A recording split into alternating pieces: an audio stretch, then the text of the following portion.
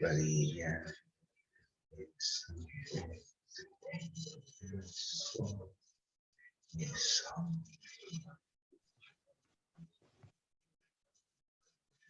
Hola, Hola, ¿cómo les va? ¿cómo está, Jemcito? Aquí estoy, abrigadito. Sí, hace frío. Sí, dicen que hace frío, pero bueno. A ver, espérate, la Francisca.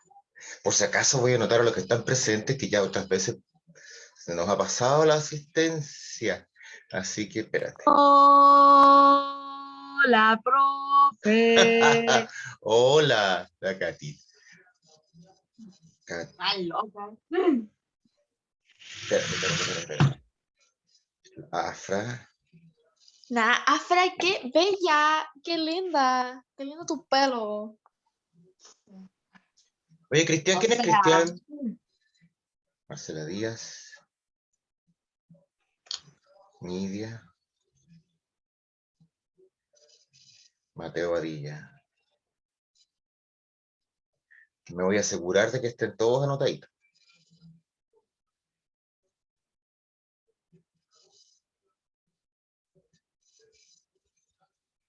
Ya. Como ya no va a ser Díaz, Aguilera, Díaz, Badilla. Chun, chun, chun, chun. Alguien no estoy considerando. Ah, la Nidia, sí la anoté. Y además tenemos aquí entrando a Verdugo, Azócar, Villalón, Reyes. Tiro abrirle la puerta a estos niños. Ti, ti, ti, ti, tiririri, tiririri. Ya. Ya van entrando bien. Van entrando. Buenos días, profe. Buenos días. ¿Cómo les va? ¿Qué chiquito? Ya. Espero que todos bien abrigaditos. Y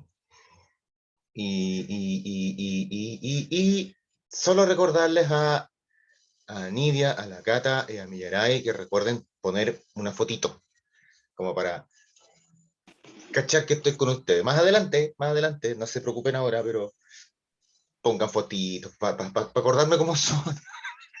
Se me olvida, Es profe. que ya pues, saca la cuenta, pues, un año viendo todos estos cuadrados en pantalla, es como, wow, así como, trastornante, pero, pero igual, vamos a darle, sí, no creo que esta cuestión dure mucho, ya, listo. Y vamos a tener, luego yo creo, bueno, yo les comenté, ¿cierto? Eso de que a lo mejor el 15 de abril, más o menos, veríamos el tema del regreso, ¿ya? Por turno seguramente, o sea, un día tú, un día yo, un día, no, o sea, un día un grupo, otro día otro grupo, y así, tratar de volver un poquito a la normalidad. Ya. Oye, hoy día explico lo final de cuestión social, y ya después nos vamos a lanzar a analizar un montón de cuestiones. De hecho, les voy a dejar, les voy a dejar oh, no. dos documentos para leer. Eh, Hay uno, bueno, la semana pasada se acuerdan que vimos eso de la pintura del niño enfermo. Entonces la idea mía era que no nos quedáramos solamente con la pintura, sino que nos fuéramos al lado de la literatura.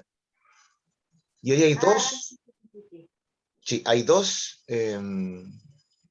cuentos que seleccioné del libro Subsole, ya, de Baldomero Lillo. Y en esos dos se supone que ustedes van a encontrar una descripción de algún tipo de problema o de conflicto social. De hecho, el libro en sí mismo, todo es una constante descripción de conflictos de carácter social. Pero claro, Baldomero Lillo lo hace así como con poesía, ¿cachai? Entonces, la idea es que nosotros podamos interpretar esa poesía, ese cuento, con una serie de figuras literarias, bla, bla, bla, bla.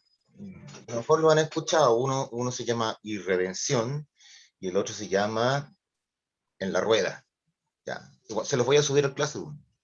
A propósito, ¿algún drama con Classroom? ¿Alguien ha tenido problemas para entrar? ¿Le llegaron a todas las invitaciones? Sí, de usted tengo el Classroom, pero de muchos profes no los tengo. Parece que escribieron mal mi correo, pero ahí lo voy a solucionar. Grave, así que yo que tú le escribo WhatsApp o algo a tu profe jefe Sí, no, y sí, de hecho el fin de semana me di cuenta así como que no podía ingresar porque tampoco tenía como la, las las claves. invitaciones no, las invitaciones Ah, la por invitación correo por correo. Ya. o las claves. Mm. Entonces, ahí hablé por WhatsApp, pero ya era fin de semana, así que dije ya, Mm. va a tener que solucionarlo el lunes. Mira, lo común, por si acaso alguien ha tenido ese problema, que tú puedas entrar por la invitación que te mandan a tu correo. Y se supone que ese correo déjalo bien a la vista porque esa invitación te sirve para todas las clases, no es que tengan que enviarte un correo siempre. Y lo otro es que seguramente esta semana UTP estaría mandándoles un correo con las claves, o sea, los códigos de acceso. Entonces, si no les llegó el correo, les podría llegar ese otro correo del liceo con las claves, con los códigos de cada classroom. Entonces, por último, uno se mete. Sí, así maravilloso. Así que no preocuparse. En todo caso, recuerden cualquier problema, tienen que comunicárselo a su profe jefe para ver ahí cómo se coordina la cosa. ¿Ya? Pero por lo menos, acuérdense que hoy día al Classroom voy a subir, bueno, los videos de hoy día, los dos videos de hoy día, más el PowerPoint que vamos a ver ahora, más estos textos. Ahora, si a alguno de ustedes le encanta Subterra o Subsole y quiere narrar o contar su interpretación social, política de otro cuento, ni un problema. Ya. Pero ¿a qué me refiero con esto? Que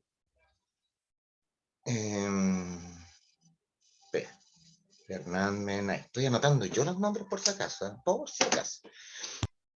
¿A qué me refiero? Que por ejemplo en Irredención, el cuento trata sobre una niña, sobre una señorita, más bien no niña, una señorita de una familia de mucha fortuna que decide hacer una fiesta. Eh, y después de esa fiesta ella se va a acostar y tiene una pesadilla. Y en esa pesadilla se relatan eventos de su vida y aparece el diablo y ya, pero no tenemos que quedarnos con el cuento, sino que tenemos que bucear, ¿ok? Bucear y ver ahí qué es lo que está criticando el autor, socialmente hablando. Ahí hay una costumbre, hay ciertas maneras de la clase alta que él critica mucho, ¿ya? Pero es todo como muy interpretable, ¿ya? Igual cosa el otro cuento que se llama En la Rueda, que trata de las peleas de gallo.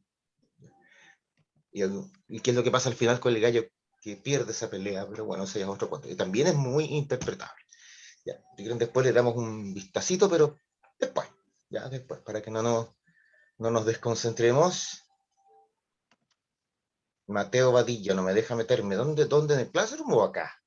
Porque acá estás. Porque tendrías que probar con el código de acceso, tendrías que esperar a que te mandaran tu UTP o por último yo me busco tu correo y te mando el código de acceso de tu Classroom para ver si así puedes entrar directo. ¿Ya? Tal vez el correo, ya voy a mandarte yo un correo más ratito, después de las 10:30. Y ahí te voy a decir cuál es el código de Classroom de segundo A. Entonces a lo mejor ahí puedes meterte usando el código directamente, no con una invitación. Ya, vamos a ver. Y si no resulta, vamos a seguir intentando con otro camino. A ver, vamos a compartir pantalla. Y vamos a ponerle, me perdí, ¿vale? Ya. Esto es lo que estábamos viendo la otra semana. Y... Muévete para acá. No me hizo caso. Ya, a ver, vamos a hacer esto.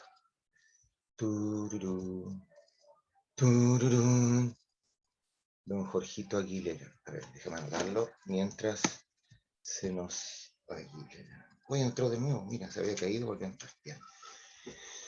Esto es lo que nosotros habíamos visto la semana pasada, el conjunto de problemas, bla, bla, bla, la ciudad, el problema habitacional, el hacinamiento, hoy día también, la insalubridad, falta de agua, hoy día también, la mortalidad, que es como lo único que bajó hoy día, alcoholismo, prostitución, wow. Condiciones laborales, que hoy día son más o menos similares. En el campo las cosas no cambian, se mantiene esa estructura donde los tipos patrones abusan y la gente, el campesino ya se aburre y por último elige irse. Y teníamos este ejemplo de las organizaciones, ¿ya? Deteniendo un poquito aquí, la mutual, que era como, si ustedes recuerdan, era esto de como ayudarse mutuamente. ¿Ya?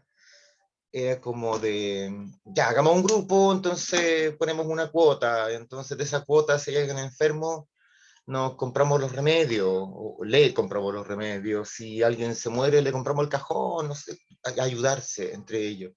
Y recuerdo que hoy día eh, están muy presentes, son súper em, presentes este tipo de organizaciones sociales, pero que ya mucho entre gente más o menos mayor, entre jubilados y cosas así.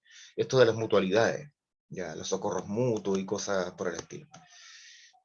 La sociedad de resistencia, si usted recuerda bien, se trata más bien de una especie de choque, de ir a la pelea. O sea, si el patrón no me hace caso, yo voy a hacerle daño de alguna manera. Y como dice ahí, habla de un carácter más o menos violento, de confrontación o de enfrentamiento con los intereses patronales. Y de verdad, o sea, yo es como, ya voy a la pelea, voy a la lucha y al choque. ¿Ya?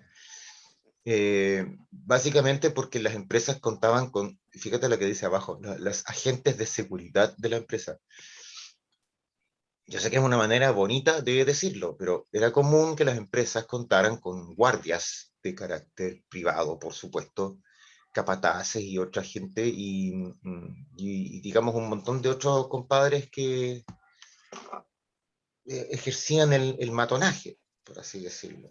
¿Ya?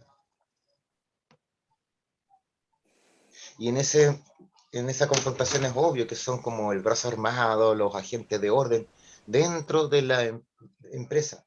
Ya, es como el guardia de seguridad, pero no está pensado para, como en un supermercado, no está pensado para vigilar al cliente, no, está pensado para vigilar al empleado y amenazar al empleado y amedrentar al empleado.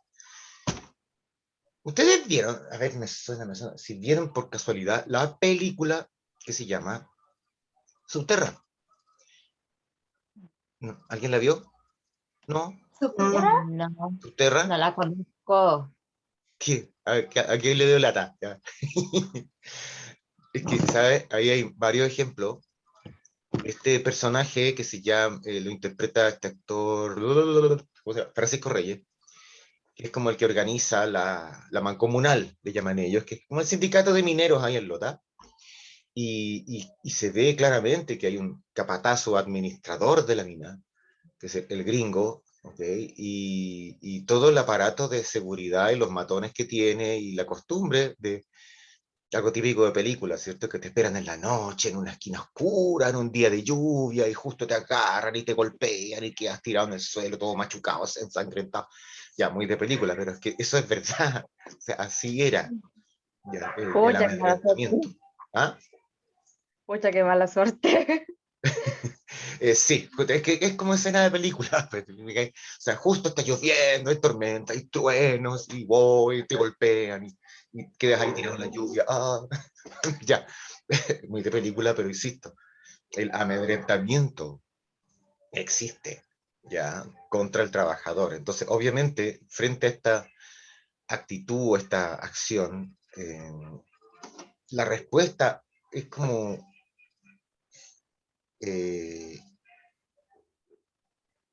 responder de igual manera, ¿ya? O sea, si estos tipos le andan pegando a la gente, bueno, yo me junto, organizo un grupo y voy a pegarle a ellos. O sea, a eso se refiere la sociedad de resistencia, ¿te fijas? Es como responder de igual manera. Y es lo que hablaba yo la semana pasada de cómo se generan estos cuadros como o estos ambientes de violencia, ¿ya?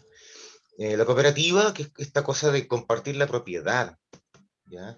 En el fondo es como, es bien iluso, pero funciona en el sentido de, somos obreros de una fábrica de zapatos y el patrón nos explota. Perfecto, entonces como nosotros somos los que sabemos cómo hacer el zapato, nos vamos, renunciamos, ponemos nuestra propia fábrica y nosotros, trabajadores, somos los dueños, en partes iguales, todos juntos. Eso es una cooperativa, ¿ya? Y el mancomunal, que es como lo que hablamos el otro día de ser el anticipo o el antepasado de lo que es de verdad un sindicato. O sea, y aquí más que nada el tema es la huelga como herramienta de presión. La FOCH como Federación Obrera, o sea, una agrupación de sindicatos. Y que, ¿sabes qué pasa? Ahí, ojo, todo el mundo entendió que la organización era lo mejor que podían hacer. Entonces, claro, imagínalo lo siguiente. Vamos a ponerlo con ejemplos actuales para que se entienda mejor. Los trabajadores de Santa Isabel dicen que los explotan, que les pagan poco, se aburren, hacen huelga. Y presionan a Santa Isabel, al gerente, al dueño, para que les suba los sueldos. Ya, ahí seguía como una pelea de Santa Isabel nomás. Pero ¿qué pasaría si de repente el sindicato Santa Isabel fuera muy amigo y fuera socio del sindicato de Jumbo, y el sindicato de Líder, y el sindicato del Provimarket, ¿cachai? Y de repente dijeron, ¿saben qué más? Nosotros, los sindicatos hermanos, también vamos a hacer huelga. Aunque estemos bien o mal, no importa, pero también vamos a hacer huelga. Entonces, los que se van a sentir presionados no son solo los dueños de Santa Isabel, sino que los dueños de Jumbo, los dueños de Líder, los dueños de Provimarket, lo que es a cuenta, lo que sea. Entonces, incluso ahora, los dueños de los otros submercados van a presionar al de Santa Isabel para que mejore los sueldos de los trabajadores. Es una herramienta de presión mucho más eficiente y mucho más, ¿cómo decirlo? Dura. Cuando tú consigues que los sindicatos logren agruparse, ¿ya? Porque una cosa, yo lo dije una vez, si uno pelea solo contra la empresa, PLR, te fuiste. Si hay un sindicato detrás, es diferente, ¿ya? Porque son todos los trabajadores los que presionan a la empresa. Ahora imagínate que hubiera una agrupación de sindicatos, todos juntos, y por eso es la idea de crear asociaciones de sindicatos, asociaciones de trabajadores a nivel nacional, como este caballero Recabarren, que es el creador de esto que se llamó la Federación Obrera de Chile, la FOCH. Ahora, la FOCH viene siendo como el antepasado bien lejano de lo que después Clotario Blest, no sé si que lo diga, que es un caballero bajito, que siempre aparecía como con barbita blanca, etcétera, como Gandalf, pero versión miniatura. Clotario Blest, que fue el fundador, uno de los fundadores de la CUT, la Central Única de Trabajadores, que es muy fuerte en Chile en los años 60-70. Bueno, hoy día es otra cosa, se llama CUT, Central Unitaria de Trabajadores, pero no es lo mismo, o sea, es una payasada comparada con lo que eran estas agrupaciones que eran mucho más serias, más masivas. Y la movilización de obrera, como te decía la vez pasada, que tiene que ver con estas huelgas, ¿ya? Como herramientas de presión, y las huelgas más famosas en Chile, que todas eh, son como sangrientas en cuanto a la represión. Sí hay que tener claro una cosita. De alguna manera, esta confrontación, hoy va a ser bien penca lo que voy a decir, pero de alguna manera esta confrontación va haciendo que los poderosos o la élite o quien sea vayan cambiando de opinión. Y sobre todo, hay un fenómeno que se produce acá, como dice el título, de las organizaciones políticas populares, y esto ya es nuevo, no lo habíamos conversado. Tiene que ver con la aparición de grupos políticos, o derechamente partidos políticos, que representan a los trabajadores. Me explico. Tú en política chilena siempre habías tenido como dos grupos, en todo el siglo XIX, dos grupos.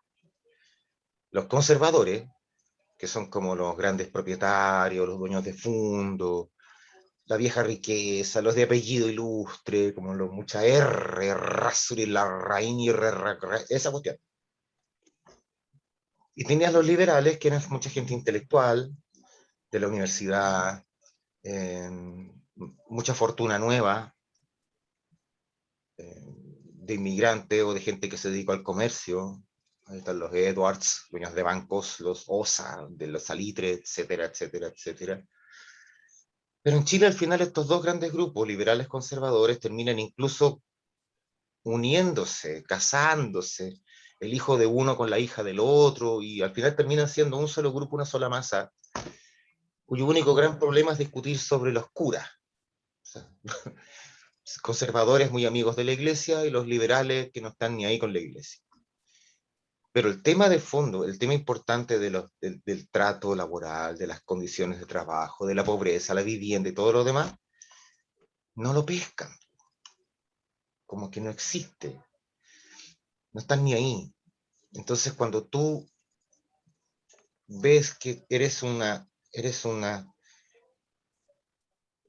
grupo social grande, productivo, porque eres el que trabaja, y estás lleno de problemas que nadie pesca en política, de los políticos nadie te pesca, tú dices, bueno, entonces si los políticos no me pescan, yo mismo me voy a organizar y voy a buscar entrar a ese mundito de la política para desde ahí empezar a hacer cambios. ¿Cachai?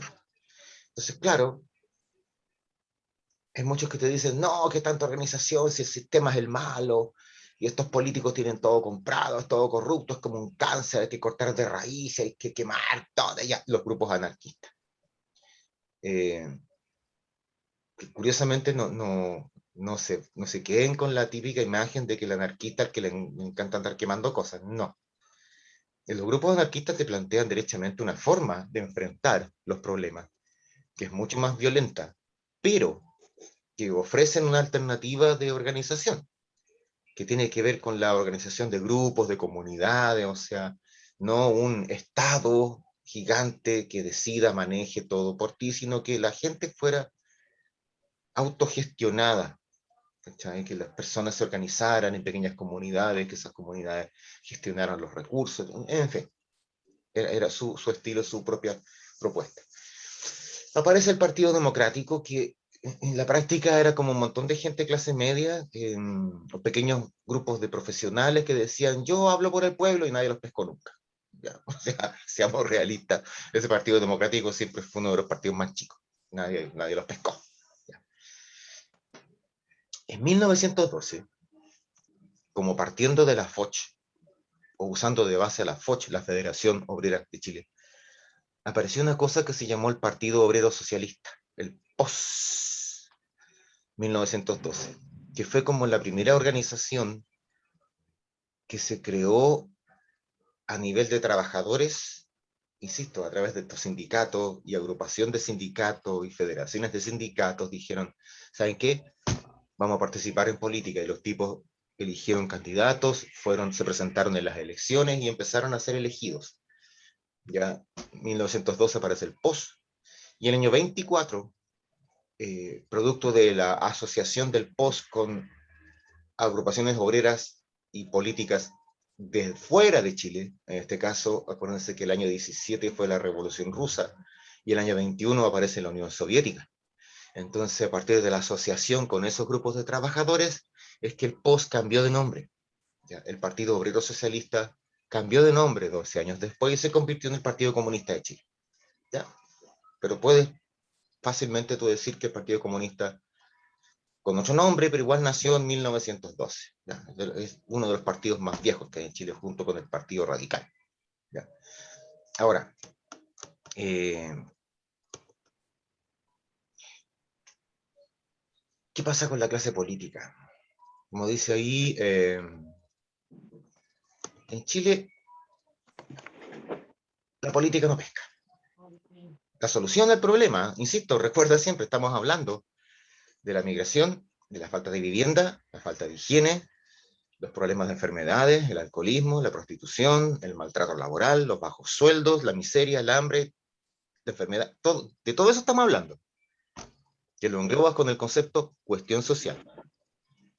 Y te das cuenta que la política no te pesca, y al contrario, si tú reclamas, como dice ahí, siempre el Estado te va a dar, o lo va a interpretar de un punto de vista policial. O sea, entiéndeme, si tú marchas por la calle, el Estado no va a entender que tú tienes una razón para reclamar. El Estado se va a fijar solo en que estás cortando el tránsito. ¿Te fijas? El motivo por el cual estás ahí al Estado no le interesa. El Estado solamente funciona en un esquema. Esta gente está cortando el tránsito. Esta gente está acá en vez de estar en la fábrica trabajando. Vayan a trabajar, flojos. Ese es el concepto. ¿Ya? El trabajador está para trabajar. Así como hay gente que dice que el estudiante debe estudiar, el trabajador debe trabajar. ¿Qué hacen en la calle? Flojos. Vayan a trabajar. Ya. Y por supuesto la criminalización y la gente termina presa. Ahora, el Estado, sí, es así. En general, niega o se hace el... ¿Cachado? Esos monos que son... ¿Cómo son los monos? Es ciego, es sordo y es mudo. ¿Ya? El Estado es así. Es ciego porque no ve, es sordo porque no escucha y no dice nada. Es ciego, sordo, mudo. Pero no quita que haya gente que sí puede eh, como entender el problema. ¿Ya? Podemos primero hablar de ciertos autores, lo que podemos considerar la intelectualidad chilena. Augusto Rego Luco, que escribió un libro, y el libro se llama La cuestión social. O sea, hay una cosa importante. Augusto Rego Luco fue el que inventó el concepto. Augusto Rego Luco fue el que inventó el concepto de cuestión social. Y, y lo describió tal cual. O sea, yo sé que suena tonto. Suena como, pero ¿cómo? Pues sí. Eh, una cosa es que el problema exista. Y una cosa es que el problema haya gente que lo sufre. Y otra cosa es que estudiemos, describamos y divulguemos que el problema existe. Suena tonto, pero a ver, ¿alguien recuerda que hasta el 18 de octubre del 2019 mucha gente decía que Chile era un oasis? Porque nos jurábamos que éramos un país bacán. De repente entendimos, oh, parece que hay problemas. Cuando hace un tiempo atrás alguien en un discurso dijo, oye, ¿se han dado cuenta que hay como 2000 niños muertos en el Sename? Y alguien dijo, oh, parece que hay un problema en el Sename. O sea, el problema puede existir mucho tiempo. El problema lo puede sufrir mucha gente durante mucho tiempo, pero parece que mientras no se declare, no se diga, no se hable, como que no existiera. ¿Cachai? Es como fome. Entonces acá, claro, tenemos el mérito. No lo veo, no pasó. Si no lo escucho, no pasó. Por ahí va la cosa. Como dice la canción, es que no me acuerdo y si no me acuerdo no pasó. Ya, como por ahí. ¿Ya? Es que no lo vi y si no lo vi no existe. La iglesia, oh, la iglesia. Espera un cachito que necesito un reloj, pues no sé qué hora es. Ya.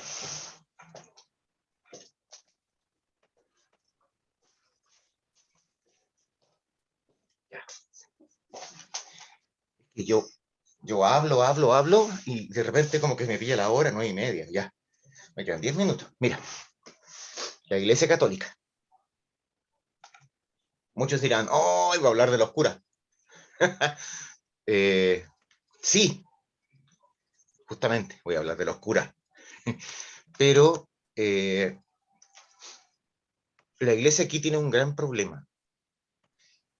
Porque mucho discurso, pero en la práctica, ¿qué ocurre? ¿Sabes tú que justamente ese es el problema? El gran problema de la Iglesia es la gran complicación de la Iglesia. Es que se supone que ellos están para los pobres, para el que sufre y todo lo demás, pero mentira. O sea, hay sermones de Valdivieso, que era el obispo de Santiago, que decía que esta gente que andaba en la calle marchando eran todos unos comunistas ateos, entonces eran como hijos del diablo. Entonces tú decís, ya, o sea, aparte de sufrir todos esos problemas, eh, viene un cura a decirte que eres hijo del diablo porque te vas a una protesta, o sea, ya, para el ridículo.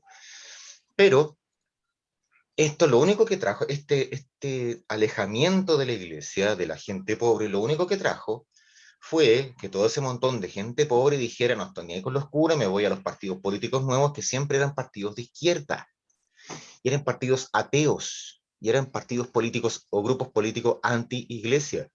Nosotros hablamos de las mancomunales, de las mutualidades, de la sociedad de resistencia, de los sindicatos, de la FOCH, el Partido Obrero Socialista, Partido Comunista. Son todos grupos ateos, contrarios incluso a la Iglesia Católica, que se le ve como enemigo, como parte del problema, como agente reforzador de los privilegios de algunos y la explotación de otros, porque por último el discurso siempre era el mismo: mijito, si usted sufre es porque se va a ir al cielo. Y la Iglesia Católica lo que vio fue que un montón de gente se estaba yendo a los partidos de izquierda y dijo, oh, qué atroz, algo pasa entonces. Y ahí muchos curitas dijeron, parece que la embarramos. Y partes por este caballero que es León XIII, Papa. Tiene esa encíclica que es como un documento papal, un decreto, ya, la Rerum Novarum, donde hay cosas como la opción preferente por los pobres, la idea de justicia social de la Iglesia, y recordar aquella frase de Jesús en el Evangelio que dice que antes que un rico entre al cielo, entrará un camello por el ojo de una aguja. Es como decirte, oye, los ricos no son gente que va a ir al cielo, porque todos tienen riqueza basados en la explotación de sus hermanos, y bla, bla, bla. Entonces la Iglesia cambió de discurso drásticamente. Pero en Chile, este pensamiento social de la Iglesia chocó, chocó con los grupos de interés,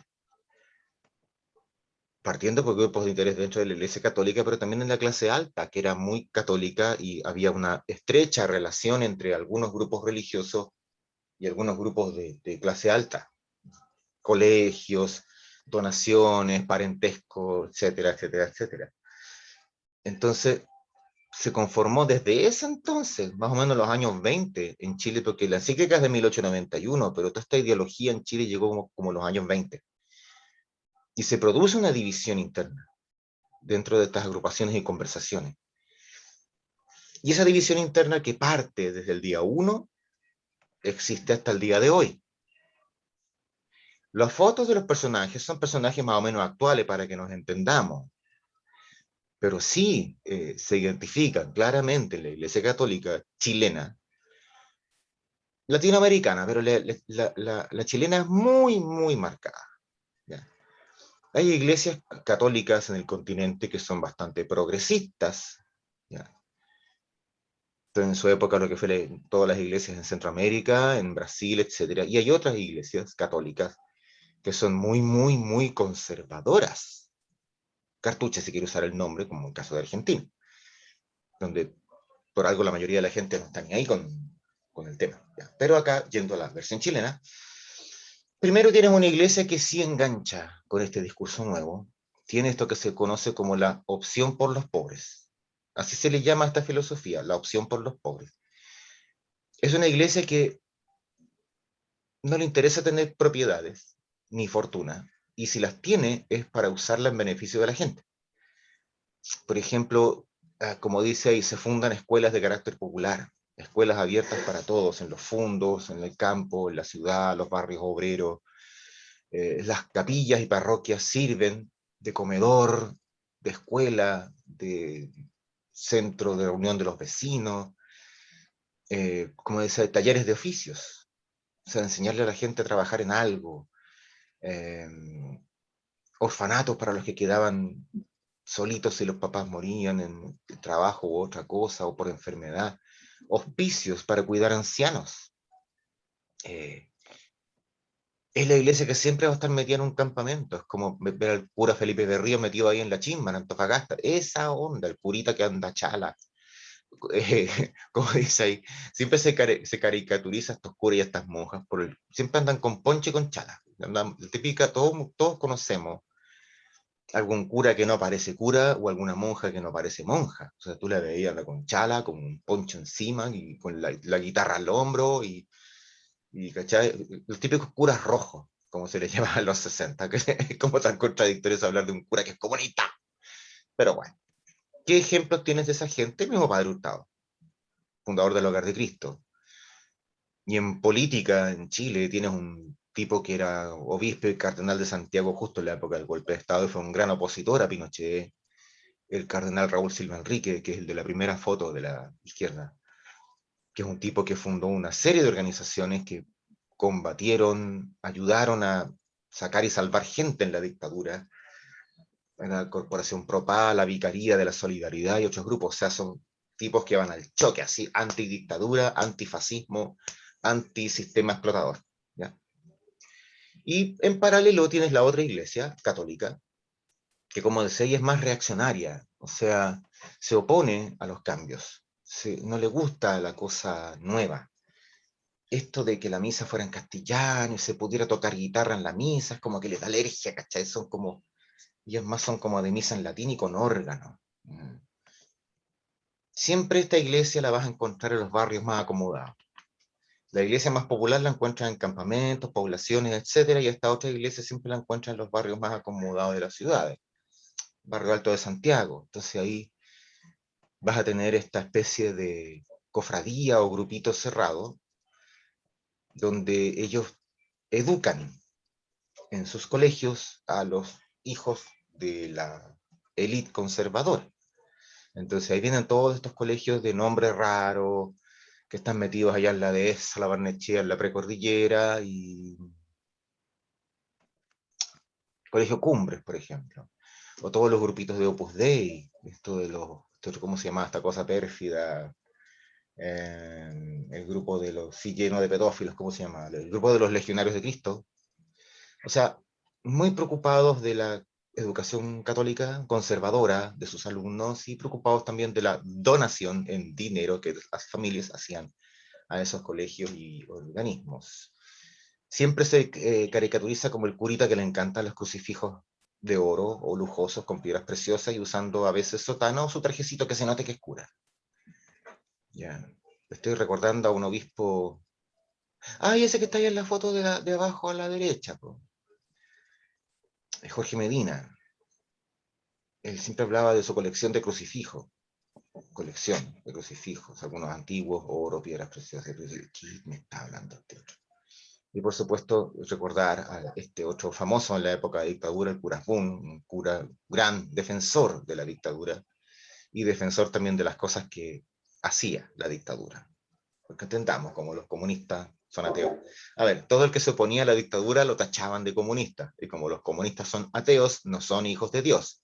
O sea, no son seres humanos. Y puedes hacer con ellos lo que tú quieras. La teoría de los humanoides del almirante Merino. Algún día hablaremos de eso, pero te da la idea del tipo de persona. ¿Cachai? Y esa iglesia tú la encuentras hasta el día de hoy. ¿Ya?